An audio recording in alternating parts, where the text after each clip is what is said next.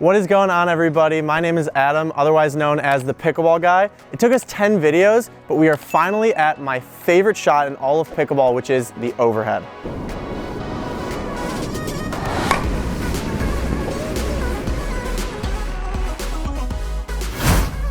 Hey guys, super quickly before we start this week's video, I want to let you know that I'm partnering with the Pickleball Clinic to give away a free portable pickleball net to one lucky winner. Click on the link in my description to join the giveaway. Now let's start the video.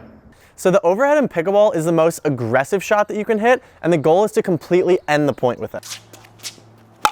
So the better that you get at this shot, the more it's going to become second nature to really just snap your wrist down and power the ball back over the net. At this point in my career, I don't even need to look when hitting overheads. The folks at other pickleball YouTube channels think I'm too obsessed with overheads. They said that to me at a tournament.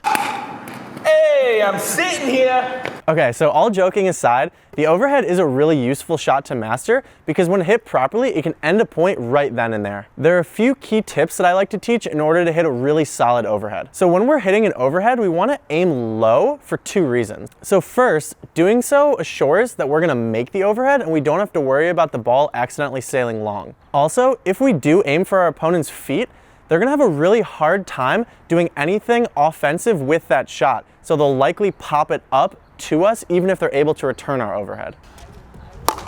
A common mistake that I oftentimes see players make is that their opponent will hit a ball that they think is an overhead for them, but it's actually too close to the net for them to successfully execute that shot. So when the ball does pop up, be mindful of where you are in relation to the kitchen and try to think about that when you're deciding whether or not you're actually going to be able to hit a successful overhead. One of the things that I recommend is rather than trying to force an overhead, just let the ball bounce, step into the kitchen, and hit an aggressive shot after the ball has bounced instead of trying to force an off-balance overhead. The more advanced you become in pickleball, the better your opponents are going to be at returning overheads. That's why I really recommend trying to angle that ball off on the overhead when you're playing against higher level players. So if I get an overhead and I see that my opponents are playing straight up, I'm just going to take one step around that ball and try to angle that overhead off so that way they have a much more difficult return. So if you implement all three of these tips, then your overhead game is going to improve tremendously. What should I do if I accidentally hit a shot that becomes an overhead for my opponent? Yeah, that's a fantastic question. So the moment you recognize that you've just hit a bad shot, try to take 1 to 2 steps back as quickly as you can so that way you can buy yourself just a little bit more time to potentially return the overhead that you know is coming back at you. And what should I do when I return her overhead shot and she slaps me across the face angrily? So one of the little known facts about pickleball is that overheads are actually the cause of breakup for about 37 to 38% of couples who play together.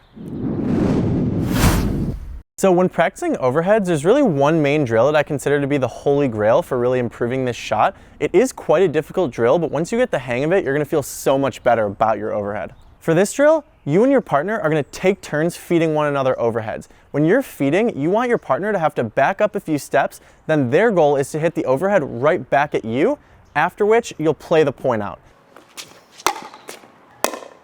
Then your partner is going to feed you an overhead and you'll repeat the same drill. I recognize that this is the most advanced drill that we've done on this channel, so if you want to go ahead and skip this one, completely fine if you don't feel you're at that level yet. Just wanted to really include this drill because it's helped me with my overhead a lot, so for anybody who wants to take a shot at it, go for it. Okay everybody, thank you so much for watching another video on my channel. I'd really appreciate it if you liked the video, if you found it helpful, subscribe to my channel, and I will see you all next time. I will always promise.